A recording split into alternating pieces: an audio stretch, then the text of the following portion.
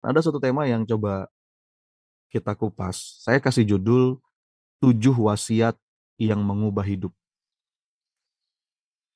7 wasiat yang mengubah hidup. Kenapa ini penting? Karena dalam Islam yang saya pahami, Bapak Ibu, kita itu memang diminta untuk saling berwasiat satu sama lain. Saling berwasiatlah. Watawassau bil haqq, watawassau bis sabr, watawassau bil marhamah dalam surat yang lain. Jadi supaya kita nggak merugi di antara yang Allah perintahkan dalam ayat-ayatnya, saling berwasiatlah dalam kebenaran, dalam kesabaran, dalam berkasih sayang. Dan anjuran untuk saling mewasiati ini itu tidak terbatas hanya pada kalangan tertentu. Semua, siapapun kita, apapun latar belakang kita perlu untuk saling berwasiat, saling menasehati satu sama lain dalam kebenaran, dalam kesabaran, dalam berkasih sayang. Seorang pemimpin berwasiat kepada rakyatnya, atau sebaliknya, seorang rakyat berwasiat kepada pemimpinnya. Ulama berwasiat kepada umaro. Bisa juga sebaliknya, umaro terhadap ulama. Bahkan kadang-kadang kita juga bisa mendapatkan wasiat dari seorang anak kecil. Makanya ada sebuah kalimat yang saya rasa kita sering dengar ya. Jangan lihat siapa yang mengatakan, tapi lihatlah apa yang dia katakan. Ini sebuah upaya supaya kita bisa dapat banyak pelajaran dan inspirasi dari siapapun, teman-teman. Ada kisah tentang Imam Hanafi. Imam Hanafi ini nama lengkapnya Abu Hanifah Nu'man bin Thabit, ya. Yang populer yang kita kenal sekarang dengan Imam Hanafi. Beliau itu pernah berpapasan dengan seorang anak kecil. Anak kecil ini pakai sepatu kayu. Kemudian ya spontan aja sebagai orang yang melihat seorang anak pakai sepatu kayu, takut dia jatuh. Apa kata Imam Hanafi? Hei nak, hati-hati, hati-hati. Hati-hati dengan sepatu kayumu itu. Jangan sampai engkau tergelincir. Jangan sampai engkau kepleset gitu. Itu kata nasihat dari sang imam. Nah, lalu anak kecil ini pun tersenyum gitu ya, menyambut baik perhatian dari eh, seorang imam Hanafi ini. Kemudian kata anak kecil ini, makasih Tuan. Boleh nggak saya tanya, nama Tuan siapa? Kemudian beliau itu menjawab, namaku Nu'man. Imam Hanafi itu nama panjangnya Abu Hanifah Nu'man bin Thabit. Nu'man itu nama yang populer, ya. Orang mengenal siapa Nu'man, tapi belum tahu wajahnya. Biasa ya kalau zaman dulu kan belum ada sosial media, belum ada TV, belum ada internet. Meskipun orang mengenal namanya, nama yang populer, tapi kadang-kadang nggak kenal, nggak tahu wajahnya seperti apa. Begitu si anak kecil ini dengar, oh paman toh, tuan yang namanya Nu'man. Ternyata tuan yang selama ini dikenal dengan gelar imam yang besar, ya, Al-Imam Al-A'zam, ya, Imam Agung, gitu. Ternyata Tuhan ya imam besar itu. Terus kata Nu'man, ya bukan aku yang menyematkan gelar itu, Dek. Masyarakat yang berprasangka baik kepadaku, dan mereka lah yang menyematkan gelar itu kepadaku. Terus anak kecil ini ngomong begini, wahai Tuan, wahai imam, hati-hati ya dengan gelarmu itu. Jangan sampai Tuan kepleset, tergelincir ke neraka gara-gara gelar itu. Kalau aku terpleset karena sepatu kayuku ini, mungkin aku cuman jatuh, terluka, dah gitu aja. Tapi kalau Tuhan terpleset gara-gara gelar itu bisa masuknya ke dalam neraka. Itu kalimat dari seorang anak kecil. Kalimat dari seorang anak-anak yang membuat Imam Hanafi itu nangis dan termenung gitu. Membuat dia merenung. Tidak tidak disangka peringatan itu datang dari lidah seorang bocah. Artinya poinnya apa? Di antara keindahan dari agama ini, kita diminta untuk saling berwasiat. Bahkan hadis dari Nabi Shallallahu Alaihi Wasallam, ad-din an-nasihah. Agama kita itu adalah nasihat. Bukan berarti yang menasehati itu mungkin lebih tahu, lebih pintar daripada yang mendapatkan nasihat. Enggak. Karena setiap kita, dimanapun level kita berada, bahkan kita sudah di level ulama sekalipun, kita itu tetap diminta untuk mendengarkan nasihat. Ya, kita butuh untuk dapat nasihat. Bahkan kadang-kadang wasiat hikmah itu datang dari saudara kita non-muslim. Makanya kaidah kata para ulama, al-hikmah dhalatul mu'min. Hikmah itu barang berharga kaum mukmin yang hilang. Dimanapun kita menemukan, ambil gitu. Jadi eh, hikmah itu apa sih teman-teman sekalian? Wasiat hikmah itu apa? Kalau dari definisi artinya, hikmah itu punya beberapa makna. Hikmah itu bisa kebijaksanaan, bisa makna yang mendalam, manfaat, ya. Sesuatu yang apa? Kalau kita dapat itu bisa mengantarkan kita pada kemuliaan. Sesuatu yang kalau kita tempatkan pada tempat yang tepat, itu bisa mengantarkan pemiliknya punya kualitas diri dan kualitas hidup yang mulia. Artinya kita bisa belajar dari siapapun. Kita bisa menemukan hikmah dan wasiat kehidupan dari siapapun. Kalau ada yang baik kita ambil, ya. Tentu kalau misalkan kita dapat hikmah dari saudara kita yang non muslim, kita perlu sortir. Ada ranah akidah yang itu kita berbeda, gitu ya. Kita perlu punya fondasi akidah yang kuat dulu. Tapi kita nggak boleh menutup diri. Ada banyak juga hal baik yang bisa kita pelajari dari orang-orang yang mungkin tidak seakidah dengan kita. Dan pada akhirnya justru itu akan menguatkan iman kita. Jadi dulu itu di zaman kebesaran Islam, kata guru saya, di abad ke-7 sampai abad ke-12, di masanya eh, Abbasiyah ya, di Baghdad itu, peradaban Islam itu menjadi sangat besar. Bahkan Eropa itu belajar dari Islam, belajar ke Baghdad, karena peradaban Islam ketika itu sangat terbuka. Sampai punya satu pusat peradaban ilmu yang disebut dengan Baitul Hikmah. Ya, teman-teman cari nanti di Google, Baitul Hikmah di Baghdad. Itu bentuknya tuh kayak kantor Apple yang bundar gitu. Disitulah ilmuwan-ilmuwan, baik ilmuwan dari sisi agama maupun ilmuwan dari sisi sains, itu berkumpul, tumplek blek campur jadi satu dan dibiayai oleh negara dengan anggaran yang sangat besar. Betapa betapa besar penghargaan negara pada masa keemasan Islam ketika itu terhadap ilmuwan, gitu ya. Bahkan yang saya dengar itu di zaman dulu penerjemah buku. Jadi pada waktu itu kan orang yang menerjemahkan buku dari bahasa Yunani, dari bahasa Persia ke bahasa Arab gitu, itu dinilai sebesar emas dengan jumlah seberat buku yang dia terjemahkan. Ya, Anda bisa bayangin ya, 1 gram emas sekarang 1 juta lebih. Dan emas itu kan nilainya relatif sama dari tahun ke tahun. Jadi kalau orang menerjemahkan buku beratnya 2 kilo, ya dapat emas 2 kilo, lumayan kan? Ya.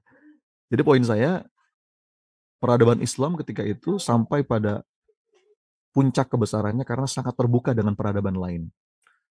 Nah, by the way, pagi hari ini saya akan berbagi ada 7 wasiat hikmah, ya, 7 wisdom yang ini terus terang saya dapat dari guru saya.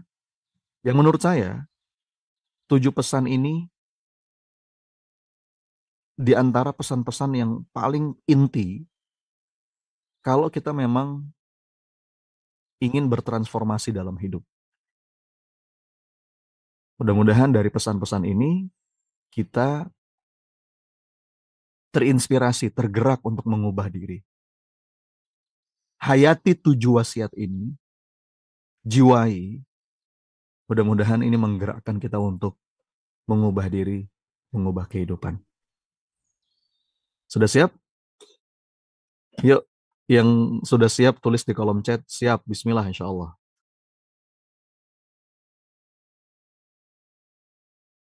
Mana nih? Gitu dong. Saya mau pastikan semuanya on. Pagi-pagi kita awali dengan semangat.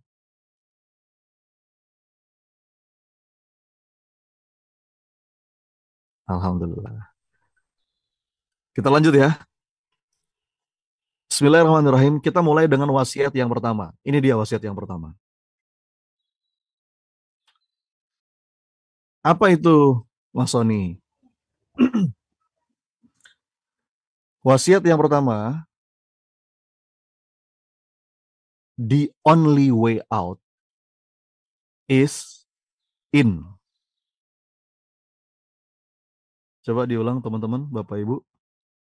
The only way out is in. Nah, ini mohon maaf ya, saya sengaja pakai bahasa Inggris nih. Nanti ada terjemahannya di bawah. Jalan keluar itu ada di dalam. Kita itu terkadang dalam hidup suka sibuk mencari jalan keluar. Padahal disebut keluar itu kan kalau dari dalam. Bener nggak sih? Bapak Ibu kalau nyebut keluar itu artinya apa? Ya keluar itu kan kalau dari dalam.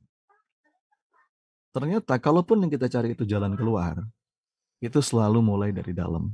Satu-satunya jalan keluar untuk masalah hidup kita, mungkin keruwetan finansial kita, masalah rumah tangga kita, sakit fisik kita, kesumpekan kita merasa kok hidup kita kayaknya hampa, atau apapun itu, kata guru saya, satu-satunya jalan keluar adalah kita harus masuk dulu ke dalam. Jadi jangan mencari jalan keluar atas masalah hidup kita, tapi carilah jalan ke dalam diri kita. Maka masalah kita mudah-mudahan akan beres. Karena the only way out is in. Satu-satunya jalan keluar atas semua masalah hidup kita ada dalam diri. Nah ini sudah sering saya sampaikan ya, di banyak kesempatan teman-teman sekalian. Kalau kita merasa stres mungkin dengan kondisi anak, kondisi pasangan, sudah, jangan fokus ke orangnya. Tapi fokuslah ke dalam diri Anda dulu. Jangan cara untuk mengubah orang lain itu dengan mengubah diri Anda dulu. Karena banyak di antara kita, mungkin termasuk juga saya ya, bertahun-tahun kita tuh struggle dengan hal ini. Kita kepingin mengubah orang yang kita cintai. Tapi semakin kita ingin mengubah dia, semakin dia nggak mau berubah. Ada yang pernah ngalamin teman-teman? Sampai akhirnya kita sampai pada satu titik kesadaran. Iya ya, yang perlu kita tekadkan kuat terlebih dahulu itu adalah mengubah diri. Kita nggak lagi berusaha mengubah dia, tapi kita berusaha mengubah diri dengan lebih sadar, dengan lebih sabar, dengan lebih menerima, mencintai tanpa syarat. Jadi kita mengambil tanggung jawab, take responsibility. Akhirnya kita mencari way out dengan cara in, bukan out. The only way out is in. Ini penting teman-teman. Kalau kita pahami ini akan terjadi sebuah pergeseran besar dalam paradigma kita atau paradigm shift. Kita mungkin sekarang kesal dengan pasangan, kita mungkin sekarang jengkel karena orang bersikap tertentu, ya. Kita merasa hidup kita ruwet. Stop menyalahkan orang lain dulu, ya. Hentikan menyalahkan lingkungan. Kita lihat dulu ke dalam diri. Jangan-jangan memang sumbernya ada di saya. Ketika kita fokus bekerja untuk membereskan diri kita lihat nanti, kok mendadak yang lain jadi ikut berubah. Kita mulai dengan mengubah cara pandang kita, mengubah perspektif kita memandang sesuatu. Kalau kata guru saya, if you change the way you look at things, the things you look at change. Katanya begitu. Kalau kita mengubah cara kita memandang segala hal di luar diri kita, maka coba lihat, nanti segala hal yang Anda lihat di luar, itu pun bisa berubah. Makanya ini ampuh Bapak Ibu. Kalau kata Nabi SAW, ibda binafsik, mulailah dari diri. Sudah, jangan berusaha mengubah dunia. Nanti kita bisa stres berlebihan dengan kondisi yang ada. Penuh dengan carut marut. Mulailah dengan bereskan diri. temukan kedamaian dalam diri Anda, nanti situasi di sekitar Anda akan ikut berubah. So the only way out is in, saya sebut dengan inner game. Ya. Yang bisa kita ubah itu mulai dari diri, pikiran kita, perasaan kita, cara kita melihat sesuatu.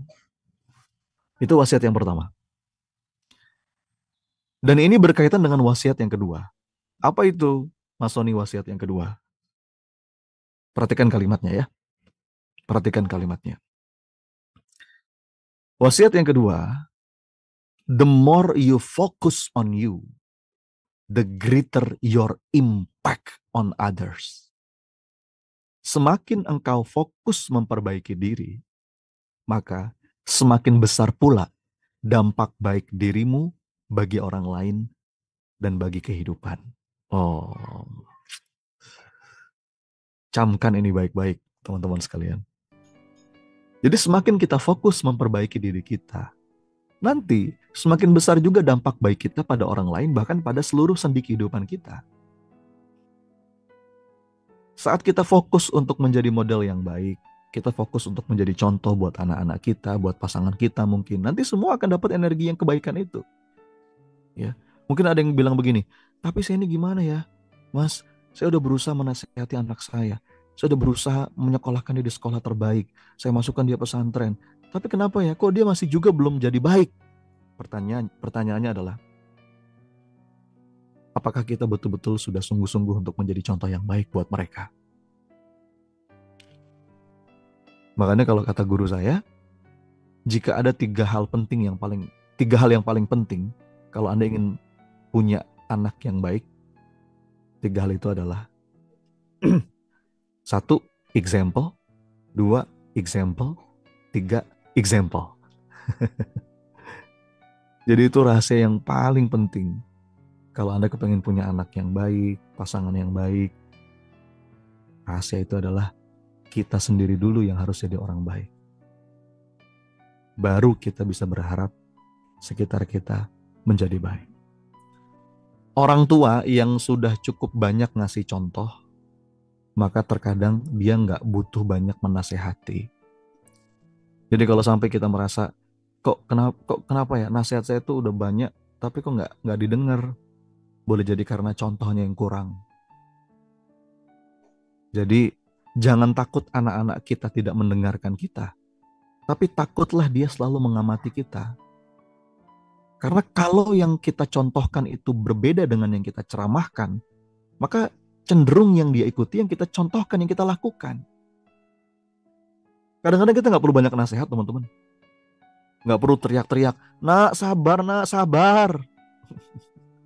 Kita ngomong gitu sambil nggak sabar ya. Tapi ketika ada sebuah stimulus, ketika ada sebuah kejadian, sebuah keadaan, kita bisa tampil menjadi sosok yang sabar. Anak kita lihat itu, wah, ibuku luar biasa. Masya Allah, itu lebih menghujam ke dalam jiwanya. Ya. Maka jadilah model. Ini prinsip penting, prinsip yang paling utama, Bapak Ibu.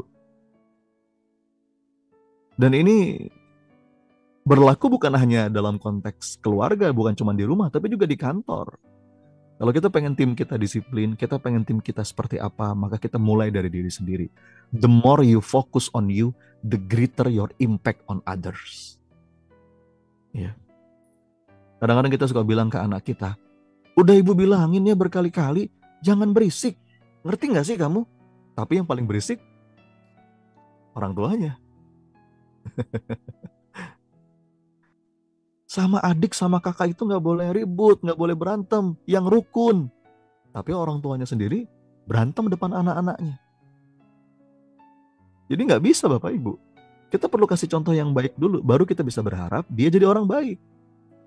Anak-anak itu meniru apa yang kita lakukan. Ya. Jadi jangan takut anak Anda itu tidak mau mendengarkan Anda, tapi takutlah dia selalu mengamati perilaku Anda. Ya. Fokus. Kita suka sibuk nembak keluar. Tapi kita tuh lupa kadang-kadang ke dalam. Padahal di antara ciri seseorang itu matang secara spiritual saat dia tidak lagi sibuk mengubah orang lain, tapi fokus mengubah dirinya sendiri. Jadi orang yang matang secara spiritual itu teman-teman, dia menjadikan fokus pertama dan fokus utamanya itu adalah dirinya sendiri. Saya ini masih banyak kurangnya, saya masih lemah, saya ini masih banyak perbaikan. Nah ini kalimat-kalimat ini menunjukkan seseorang itu sadar dan matang secara spiritual. Nah masalahnya banyak orang yang sebaliknya, sibuk terus nembak keluar. Dasar orang itu ilmunya kurang, orang itu belum sadar. Dasar orang itu masih duniawi terus, masih ambisius terus. Selalu aja menyoroti orang lain. Nah orang yang kayak gitu, sebetulnya tanda dia belum dewasa, dia belum matang secara spiritual.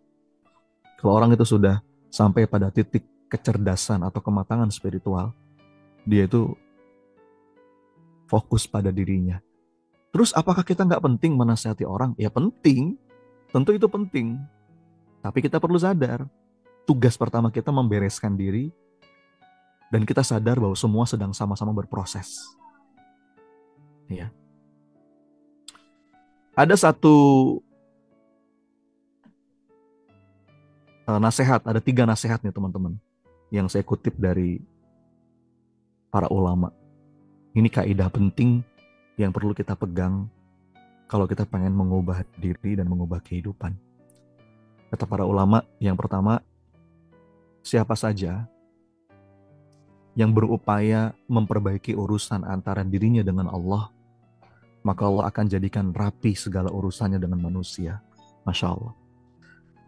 Man aslaha ma bainahu wa bainallah, aslahahullah ma bainahu wa bainan nas. Ini kaidah penting, kawan-kawan. Kalau orang fokus memperbaiki urusan, hubungan antara dirinya dengan Allah, maka Allah akan memperbaiki segala urusannya dengan manusia. Yang kedua, siapa saja yang beramal untuk urusan akhiratnya, maka nanti Allah akan cukupi urusan dunianya. Masya Allah. Dan yang ketiga, siapa saja yang fokus memperbaiki batinnya, apa-apa yang tidak nampak, maka Allah akan baguskan apa-apa yang nampak, zahirnya. Ya. Man ahsana sarirotahu, ahsanahullah ala niyatahu. The more you focus on you, the greater your impact on others. Ini penting teman-teman. Ada satu tulisan yang ini mestinya menggugah kesadaran kita. Sebuah tulisan klasik yang saya kutip dari beberapa sumber ya. Dari seorang bijak. Tulisannya begini. Ketika aku muda, aku ingin mengubah seluruh dunia. Lalu aku sadar, ternyata tidak mudah mengubah dunia itu. Maka aku putuskan, aku mengubah negaraku saja. Tapi kemudian aku juga sadar, ternyata mengubah negara tuh gak mudah. Aku tidak bisa mengubah negara. Jadi aku mulai berusaha mengubah kotaku saja. Ketika aku semakin tua, ternyata aku sadar, aku tidak bisa mengubah kota. Tidak mudah mengubah kota. Maka aku mengubah keluargaku saja. Aku semakin tua, kini aku semakin renta. Dan aku pun sadar, aku ternyata gak bisa mengubah keluargaku. Ternyata aku sadari bahwa satu-satunya yang bisa aku ubah adalah diriku sendiri.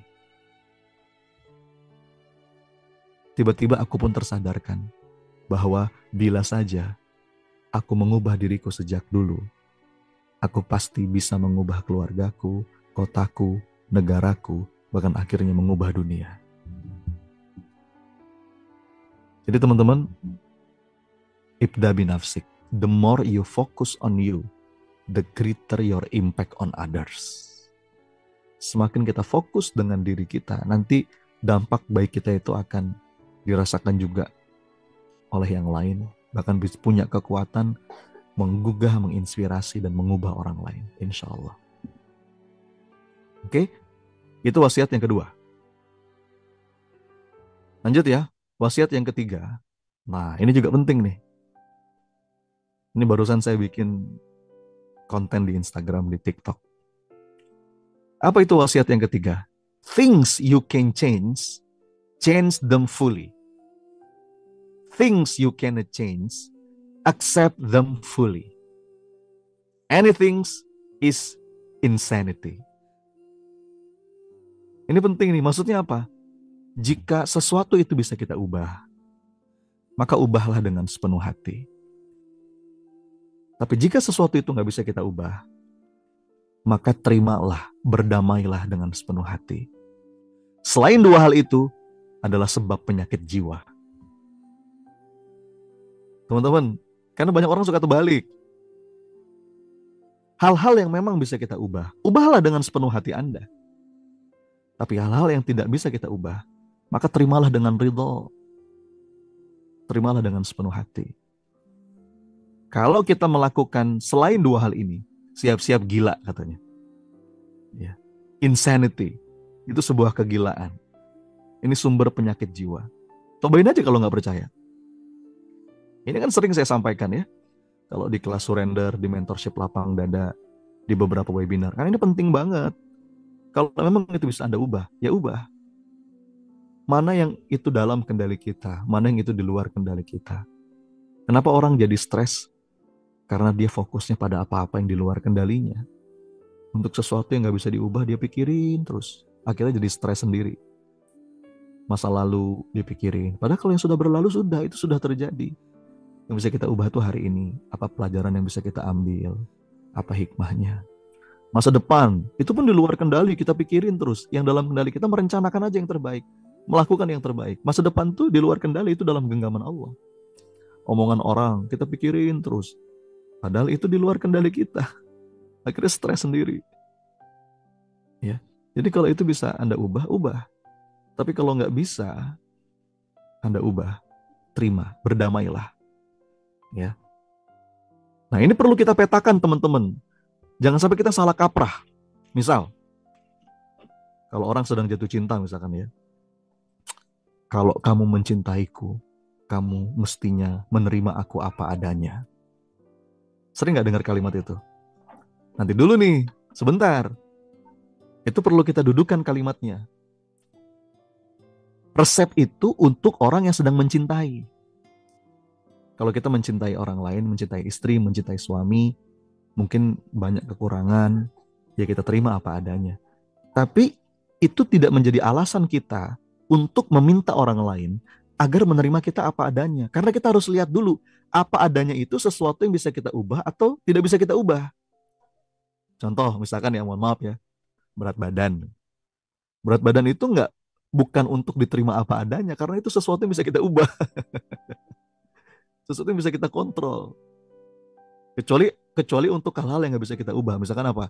Ya saya terlahir sebagai orang Jawa, misalkan. Saya bukan orang bule.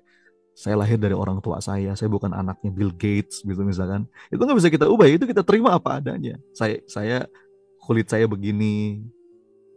Saya tidak secantik atau seganteng artis. Nah yang itu kita perlu terima apa adanya. Karena sesuatu yang nggak bisa kita ubah. Tapi kalau misalkan saya overweight, terus kita minta pasangan kita, terimalah aku apa adanya. Itu nggak benar. Karena itu bisa kita ubah. Kalau berat badan bisa kita ubah. Karakter, sifat yang cenderung negatif, itu bisa kita ubah. Jangan sampai ada kalimat, saya emang kayak gini orangnya. Saya emang kayak gini orangnya. Kamu terima aku dong apa adanya. Wes, tar dulu. Ya. Kalau sesuatu itu bisa kita ubah, ubah. Nah, sebagai orang yang mencintai, boleh kita gunakan prinsip itu. Cintailah tanpa syarat. Ya. Kalau orang yang kita cintai itu dengan segala paket kelebihan dan kekurangannya. Tapi jangan menuntut orang lain untuk mencintai kita apa adanya kalau itu masih bisa kita ubah. Bisa dipahami ya teman-teman? Jadi ini wasiat yang ketiga. Things you can change, change them fully. Things you cannot change, accept them fully. Anything is insanity. Yang bisa Anda ubah, ubah. Sebaliknya, kalau memang sesuatu itu nggak bisa Anda ubah, terimalah dengan ridho. Misalkan apa? Masa lalu tadi yang udah kita lewatin, trauma yang pernah kita alami, mungkin kita punya salah-salah di masa lalu, itu sudah terjadi. Yang sudah, nggak bisa kita ubah. Yang bisa kita ubah tuh hari ini. Pelajaran apa yang bisa kita ambil, apa yang bisa kita perbaiki hari ini, gitu. Ya, kalau Anda bolak-balik ini, stres kita. Ya, sudah tahu itu nggak bisa kita ubah, sudah terjadi. Kita pikirin terus, disesalin terus. Kita stres, kenapa? Karena kita berusaha mengubah apa-apa yang nggak bisa diubah. Sementara yang bisa kita ubah, kita malah diemin aja. Nah, ini terbalik. Makanya ada sebuah doa, teman-teman, yang sering saya sampaikan di kelas surrender itu ya. Serenity prayer atau doa berserah. Ya. Ya Allah, ya Rabbi, berikanlah saya keberanian untuk mengubah apa-apa yang bisa saya ubah. Dan berikanlah saya kedamaian hati untuk menerima apa-apa yang tidak bisa saya ubah. Serta berikan saya kebijaksanaan untuk bisa membedakan keduanya. Mana yang bisa saya ubah, mana yang nggak bisa saya ubah. Jadi untuk sesuatu yang memang nggak bisa kita ubah, kita berdamai. Tapi untuk sesuatu yang bisa kita ubah, kita berani mengubahnya. Dan kita perlu bijaksana membedakan keduanya. God grant me the serenity to accept the things I cannot change. And the courage to change the things I can. And the wisdom to know the difference. Wah, itu bahasa Inggrisnya. Berikan aku kedamaian untuk menerima apa-apa yang tidak bisa aku ubah. Keberanian untuk mengubah apa-apa yang memang bisa aku ubah. Dan kebijaksanaan membedakan keduanya. Oke teman-teman, itu wasiat yang keberapa? Wasiat yang ketiga ya. Lanjut, wasiat yang keempat. Nah, ini juga wasiat penting yang mesti kita sadari sebagai pesan untuk mengubah hidup. Apa itu? Every moment is a once in a lifetime moment. How will you live this moment? Oh. Maksudnya apa?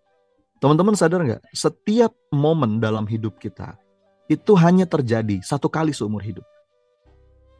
Jadi bagaimana kita menghidupi momen itu? Setiap saat dalam hidup kita, itu saat yang cuma terjadi sekali seumur hidup. Setiap jam itu Bapak Ibu. Itu terjadi sekali ini. Tadi jam 6, hari ini. Tanggal berapa sih hari ini? Tanggal 19. Jam 6, tanggal 19 September 2024. Itu cuma terjadi satu kali, udah lewat. Nggak akan terulang gitu. Ya, itu nggak bisa balik. Jadi setiap momen itu terjadi sekali seumur hidup. Karena itu, bagaimana Anda akan menghidupi momen itu? Jangan sampai kita sia-siakan. Jangan sampai kita tidak hadir penuh, tidak sadar utuh ngejalani setiap momen dalam hidup. Jangan nunggu apapun Bapak Ibu. Yang bikin tersiksa itu kan kalau kita nunggu. Nunggu pulang, lagi pergi kemana, kita menunggu waktunya pulang. Ketika sudah di rumah, kita nunggu kapan liburan. Ketika liburan, kita nunggu kapan pulang. Kita kan sering kayak gitu Bapak Ibu. Orang mau umroh, sebelum umroh nunggu-nunggu kapan berangkat umroh. Begitu sudah umroh, kepikiran anak-anak di rumah. Kapan pulang? Nah akhirnya kita nggak pernah khusyuk. Kita nggak pernah menikmati setiap momen dalam hidup. Coba Anda renungkan Bapak Ibu. Ini penting nih. Setiap momen dalam hidup kita adalah momen yang cuma sekali seumur hidup. Jadi jangan disia-siakan. How will you live this moment? Bagaimana kita menghidupi momen itu dalam hidup Anda? Ya, makanya penting latihan mindful awareness. Kalau di program mentorship lapang dada, ini salah satu latihan penting nih yang saya ajak para peserta untuk latihan bareng. Sadar penuh, hadir utuh. Kalau kalimat dari Ibnu Umar radhiyallahu anhu, beliau mengatakan, jika engkau berada di sore hari, jangan nunggu datangnya pagi. Kalau engkau ada di pagi hari, jangan nunggu datangnya sore. Manfaatkan waktu sehatmu sebelum sakitmu, manfaatkan waktu hidupmu sebelum matimu. Ini penting teman-teman sekalian. Karena kata Nabi, kita itu di dunia cuma sebentar, mampir. Kun fid dunya ka'annaka gharibun aw abirus sabil. Kata Nabi, jadilah engkau di dunia seperti orang yang sedang dalam perjalanan, seperti orang asing, atau orang yang sedang nyebrang jalan. Perumpamaan dunia itu sebuah safar. Jadi, kalau kita ada di sore hari, jangan nunggu pagi. Kalau kita di pagi hari, jangan nunggu sore. Ambil kesempatan selama kita lagi sehat sebelum kita sakit, selama kita masih hidup sebelum kita mati. Maknanya apa? Kita cuma punya waktu sekarang. The power of now. Now. Jadi kalau ada niat kebaikan, kalau ada kebaikan yang bisa kita lakukan, jangan tunda. Walau hanya 1 hari. Ya. Dan nikmati setiap momen dalam hidup. Jangan suka kejebak mikirin yang ada di depan sampai kita lupa menghargai apa-apa yang ada di depan kita saat ini. Oke ya teman-teman sekalian, every moment in a lifetime is once. Every moment is a once in a lifetime moment. So how will you live this moment? Bagaimana kita menghidupi momen itu? Nikmatin. Lagi berinteraksi sama anak, lagi nyebokin anak, nikmatin. Itu nanti momen yang akan Anda rindukan ketika anak Anda sudah besar. Jangan suka kebanyakan ngeluh. Ya. Kalau lagi momentumnya anak-anak lagi kecil, kadang-kadang rewel, nikmatin itu. Nanti ketika mereka udah besar, kita akan merindukan momen itu. Betul nggak? Ketika anak kita udah di pesantren, kita kangen tuh. Padahal dulu-dulu anak kita rewel, nangis, kita suka ngeluh. Ada tuh momen yang akan kita rindukan. Kita lagi sama pasangan, nikmatin momen itu. Ya. Karena itu cuma terjadi 1 kali seumur hidup. Setiap detik itu nggak akan balik. Sampai nanti hari perhitungan, yaumul hisab, kita akan dimintakan pertanggungjawaban atas apa yang kita lakukan. Oke? Lanjut ya. Wasiat yang kelima. The breath you just took is love. Setiap nafas yang kau hirup itu adalah cinta. Nah, ini perlu kita sadari. Coba rasakan Bapak Ibu. Nafas yang baru saja kita hirup itu adalah cinta. Cintanya Allah kepada kita yang masih ngasih kita nafas. Allah masih memberikan kita kesempatan memperbaiki diri, menebus dosa. Ya. Karena nafas ini kalau di stop, beres sudah, habis sudah. Yang paling diinginkan sama orang-orang yang sekarang sudah dikubur, itu apa? Ya Allah, boleh nggak balik lagi bentar aja untuk memperbaiki amal. Nah, kita masih diberikan kesempatan hidup.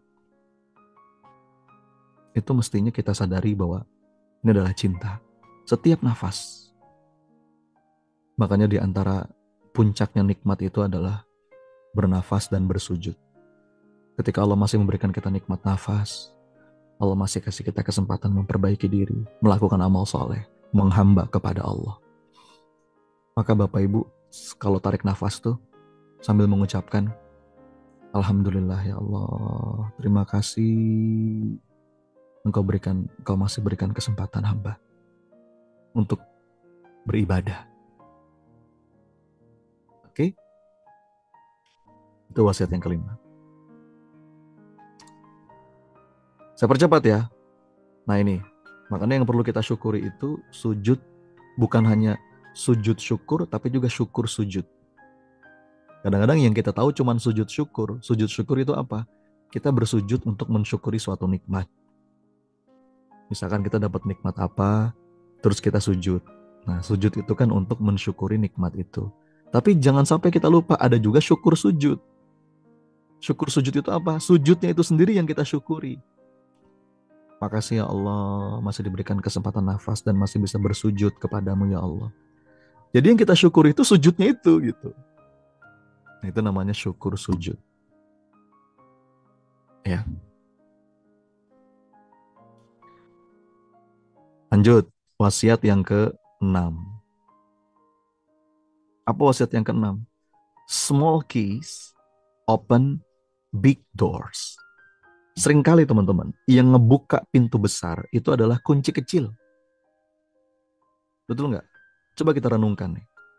Pintu besar itu dibuka oleh kunci kecil. Ya, coba Anda renungkan gitu ya. Hal-hal besar dalam hidup kita itu seringkali dipicu oleh hal-hal kecil. Kebahagiaan itu kadang-kadang diundang oleh hal-hal kecil. Tadi tuh, bangun tidur kita awali dengan syukur. Makasih ya Allah. Itu kan hal kecil. Tapi itu akan ngebuka kebahagiaan besar dalam hidup.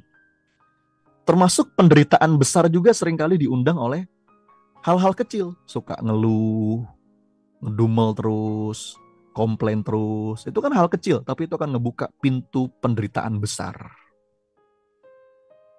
Makanya hati-hati teman-teman dengan hal-hal kecil. Seringkali kita itu kepleset karena hal-hal kecil. Small keys open big doors. Jadi jangan remehkan hal kecil. Seringkali yang bikin orang jatuh itu bukan batu besar, tapi kerikil kecil. Karena kalau batu besar itu kelihatan, bisa kita hindari. Tapi kalau kerikil kecil itu nggak kelihatan. Akhirnya kita kesandung, kepleset, tergelincir. Ya enggak? Pastikan hal-hal kecil itu ngebuka pintu besar kebahagiaan, bukan pintu besar bukan pintu besar yang membuat kita menderita. Termasuk dalam pernikahan, dalam hubungan kita dengan pasangan. Itu kata para pakar, kunci punya hubungan yang kuat, baik, dan bahagia, itu adalah lakukan hal-hal kecil yang positif, tapi sering. Small things often. Saya ulang ya, apa? Small things often.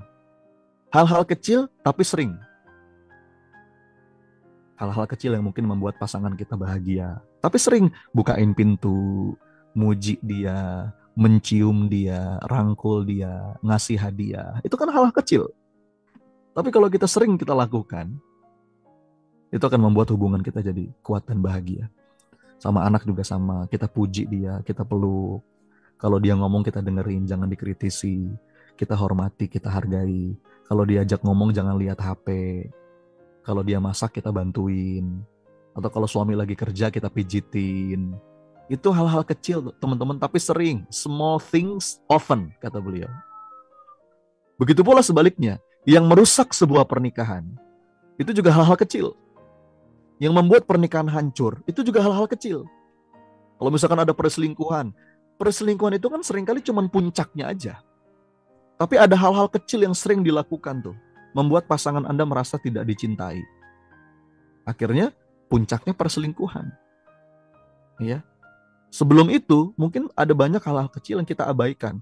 Kalau diajak ngomong pasangan cenderung nggak kita dengerin. Gitu aja diomongin, ngapain sih? Ya. Kita janji, dia janji, kemudian kita abaikan, kita lupakan. Dia merasa nggak dihargai.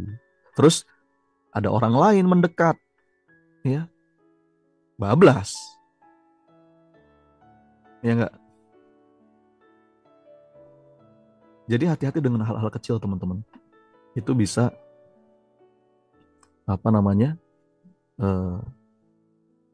membuka pintu yang besar, baik itu pintu besar kebahagiaan maupun pintu besar penderitaan.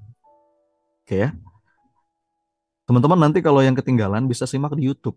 Saya juga pernah bahas ini di webinar PPA. Nanti bisa cari di YouTube-nya Mahatwan Quran Institute atau YouTube-nya PPA Institute. Itu ada bahasan ini. Tinggal cari aja. 7 wasiat yang mengubah hidup. Di YouTube ada ya. Dan terakhir, nah ini ya tadi ya, saya tegaskan, seringkali hal-hal kecil itu bisa menjadi kunci surga kita atau kunci neraka kita. Hati-hati dengan small things. Ya. Wasiat terakhir teman-teman, control your mind, control your life. Kalau kita pengen mengendalikan hidup, maka kendalikan pikiran kita. Kalau Anda bisa mengendalikan pikiran Anda, maka Anda akan bisa mengendalikan hidup Anda. Kalau hidup kita berantakan, itu biasanya karena pikiran kita berantakan. Tapi kalau pikiran kita tenang, hidup Anda tenang. Ya. Jadi kita perlu latihan untuk membuat pikiran kita terkendali. Karena kata para pakar, the most powerful muscle is this, your mind. Your mind. It's not physical, it's psychological. Otot yang paling kuat itu pikiran. Ya. Bukan fisik, tapi psikologis. Control your mind, you will control your life. Karena semua berawal dari pikiran, Bapak Ibu. Pikiran kita berpengaruh pada perasaan, perasaan kita berpengaruh pada tindakan kita jadi kebiasaan, jadi watak kita, jadi karakter, dan ujungnya jadi nasib kita. Jadi jelas ya, hati-hati dengan pikiran Anda. Karena pikiran kita bisa menciptakan surga atau menciptakan neraka kehidupan kita sendiri. Kejadian yang sama, itu bisa kita persepsikan sebagai surga, bisa juga dipersepsikan sebagai neraka, tergantung pikiran kita. It's just a mind game. Bahagia itu tergantung bagaimana Anda memainkan pikiran Anda. Jadi apapun yang muncul di pikiran kita perlu pertanyakan ulang. Apakah pikiran ini membuat kita menderita, melemahkan kita, atau memberdayakan kita? Ya. Apalagi pikiran-pikiran otomatis, hati-hati, itu bisa ditunggangi sama setan. Saat kita memikirkan masa lalu, coba tanya, kita sedih, pikiran ini tuh memberdayakan kita atau malah melemahkan kita? Kita mikirin masa depan malah kita jadi cemas. Coba tanya, ini jadi produktif atau kontraproduktif? Ya. Jadi, control your mind, control your life. Dan ini juga butuh latihan, teman-teman. Nanti silakan cari di YouTube, ada bahasan saya tentang mind game. Bagaimana kita bisa mengelola pikiran kita. Itu mungkin teman-teman sekalian, terima kasih ya sudah menyimak, udah 6:30. Saya juga ada kegiatan lain nih pagi hari ini. Mudah-mudahan 7 wasiat ini cukup menggugah kita, menginspirasi kita untuk punya energi mengubah diri, mengubah kehidupan.